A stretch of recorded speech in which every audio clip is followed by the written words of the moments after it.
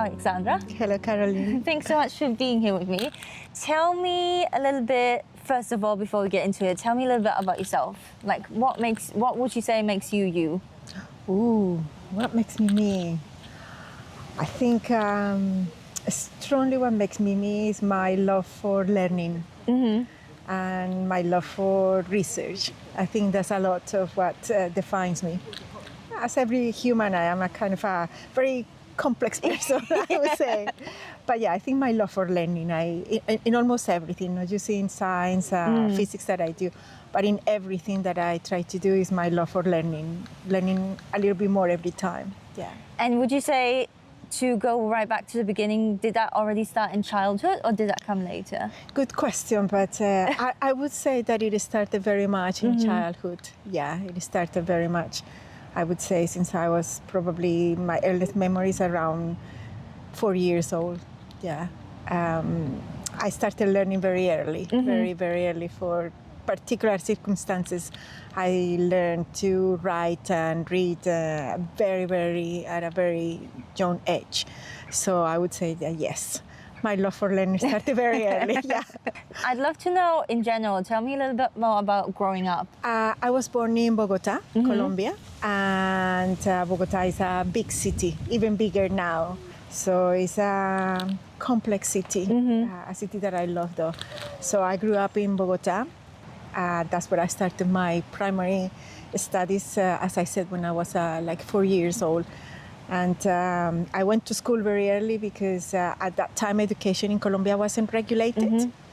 My mom had to work, so she didn't know what to do with me, so she sent me to school.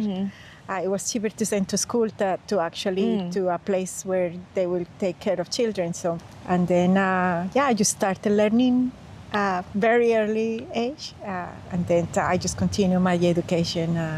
I remember when I was 4.5 years old, the bus in Colombia, the ticket costed 4 pesos and 50. So at the time I thought, oh, maybe when I am 5 years old, the bus will cost 5.50 and so, but no, that wasn't the case. But I always remember very much that I was 4.5 years and I was taking the bus at that age. So yeah, that's part of, that's when I started. Obviously, you're now a professor of physics. Did that start in school? Physics came later in high school. And paradoxically, it came because I didn't understand physics. Okay. I had always been very good at maths. And the first time I learned physics, that was in the last 2 years of high school, I really didn't have a clue. I didn't understand. And I failed for the first time in my life. I failed a module. So I couldn't believe that I couldn't understand this. And during a summer holidays, I went to the library, a very famous library in Bogota, and I started studying physics by myself. And I understood physics, and I fell in love with physics. No. Because I understood it was another way of seeing the world. It was not just maths. It was more than maths. It was just seeing the world through the eyes of a logic that in some cases might contradict the intuition, but in general it made sense to me. You know, we've briefly kind of spoken about this before, but tell me a little bit about the challenges of, moving up in academia, and I would assume probably also especially in a field like physics. Physics, yeah. Physics is, I would say it seems like the path was very straightforward, easy to climb up. But the truth is that academia is not like that in general, and it is not like that especially for people who might be considered minority in the field, like female in physics, that in the majority of the universities you have less than 30% of female students, and as you go up, this number decreases. The number of professors being female are less than 10%, and now the number of professors being female from a Latin American background in a country like the UK, even lower. So I would lie if I'd say, oh yeah, everything has been straightforward. A lot of these obstacles come from challenging the stereotype that people have when they see you. I always remember going in a bus. I was coming from, I had done a trip and I was coming from Gatwick to Oxford. And I remember someone asking me, so what do you do in Oxford? I said, well, I study, doing a DPhil in physics in Oxford. Oxford Brookes. I said, no, Oxford University. So, in Oxford, there is a technical, like a technical school. So the person already assumed that the way I looked, like I couldn't be a person studying in Oxford. So that's just the small things of the things that you do face along the lines as you move in the academic career. There is a lot of obstacles, some coming from the stereotypes, some coming from some unconscious biases of people regarding who you are just simply because of the color of the skin or just because of the way you look. You don't look so much European, so what are you doing? Who are you? Who are you here? One of the things that have helped me at the beginning, let's say that I was not completely aware of this because I was always so much into my ideas and the learning. For me, that was the important thing. I just want to learn, and that's to the rhythm of what I learned, my heart palpitates. So I need to keep learning. But with the time, it's like a mosquito bite. When it bites you once, it's fine. But when it happens many times, then it becomes very noticeable. So as I matured and as I was moving up in the academic career, I became more aware of the possible obstacles and the things that I was going to face.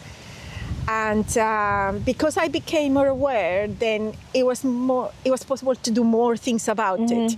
Like, for instance, making sure that if I was the only woman in a room, it was going to be very clear that we were all going to be conscious that this was a single woman in a room. So then we need to understand the implications of that. But I also became more into what I will do in my everyday practice as a professor, as a lecturer in a room, and as a leader of a research group. How I was going to make sure was the dynamics in my group, who was going to join the group in terms that the group was going to be open to everybody, and people needed to feel comfortable being who they were in my research group. That was going to be like the core values. So becoming aware, make sure that I was going to remove as much obstacles as possible for those who were in academia. And it's still my motto. Would you say that the definition of success has changed for you over time? Absolutely. Success, when I started my PhD, was to finish the PhD successfully. And so on, maybe 10 years ago would have been to get to the professorship. But I think at this stage, for me, success is seeing the PhD students finishing and being content. So it's seeing them fulfilled with the research they've done. It's seeing my children growing up and becoming the human beings that I hope the world will want to have. Success has changed, definitely. It is very much about their success, then will mean that I've succeeded. Tell me what you are most proud of in your life, personally, professionally, both. I feel very proud of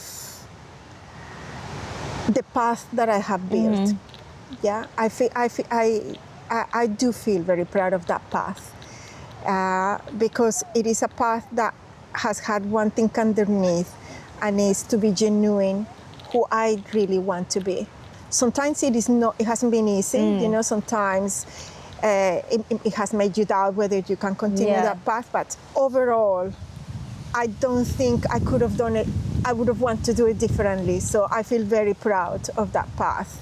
I also feel very, very proud of the family that I have built. Many people would repeat the same, but one thing that brings me joy is the times that we share together. I'd love to know about, maybe a specific life lesson that really stuck with you. I think one lesson is that I didn't grow up in a very privileged part, underprivileged, if I could mention in that way.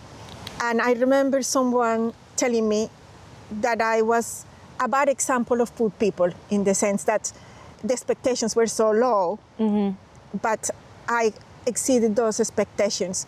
So it is something that stayed in my mind for a very, very long time, because I hadn't realized how such a low expectations people we have of underprivileged. This was being very young.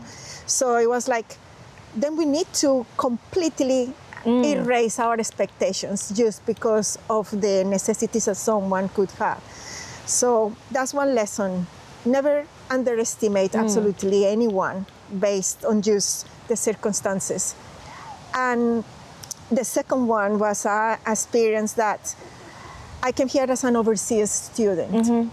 And I had to finish my PhD in 3 years. My scholarship was for 3 years, so I had to finish my PhD in 3 years. And at the end of my PhD, I got this fellowship. But the regulations in England changed. You needed to not just hand in your thesis, but you needed to finish absolutely everything, the corrections, everything. So I couldn't get that fellowship. And I applied like for the visa, and they say, no, you cannot get this fellowship. So I thought I was gonna lose that fellowship. Many things again came together, people helped me, etc.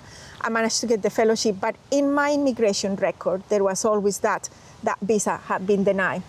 So every time that I arrived to the UK, there will be a mark in my immigration, and then people will detain me there in the immigration, asking me so many times, like, what happened? And at the beginning, that was kind of, it always irritates you, you know, like, but I didn't do anything wrong, I applied. But I learned to deal with it with absolutely no problem.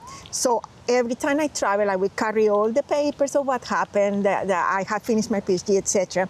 I would carry all the papers. Whoever was the immigration officer, I will tell this story with tranquility, like nearly as a story, like a joke. And that happened for some time until one day that disappeared. It wasn't on my records anymore. Oh, wow. Yeah.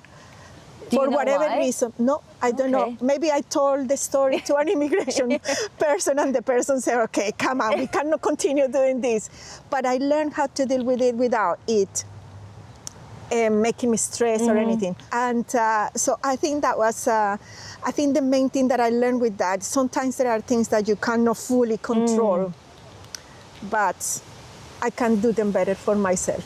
So yeah, I learned those two things. And it disappeared from my records. And now I'm a British citizen, so now it doesn't really matter much. But it was it's part of the stress that you face when you are an overseas student. And imagine me being from Colombia. So that's part of the things that, exactly, the prejudice that you face because of these things. But I guess it's about finding coping mechanisms to not let something affect you as much anymore, or maybe do you think it's more you've gotten so used to it, it's the repetition of things? I think it's a little bit of both, but I think mostly it's the fact that I gained that security, that maybe this is what they need to do, but that doesn't mean that it needs to stress me. Yeah. It's like I learned to yes, it's a coping mechanism, but it's a little bit more than that. It's essentially understanding the impact of this. And then I understood that it didn't have to impact me so much. I just needed to do it and then continue on. If you could sort of dedicate this bench to anyone, who would that be? Oh, without a doubt, to my mom. She's the unsung hero in for all of us in our family. So this will be the bench for her. Final question to round this lovely conversation up. If you could take this bench and its tree anywhere in the world right now, where would that be? I will definitely take it to Colombia. Yeah. There are too many places in the world at the moment that will need a bench like this. One of them is Colombia, so I will take it there. Do you have a really specific place in Colombia where you'd take it? I would love to put it when I was like 4.5, remember I mentioned? Yeah. I used to jump through some bollards in the city center, from one to the other one, seeing if I would fall in the middle or not. I would love to take it there.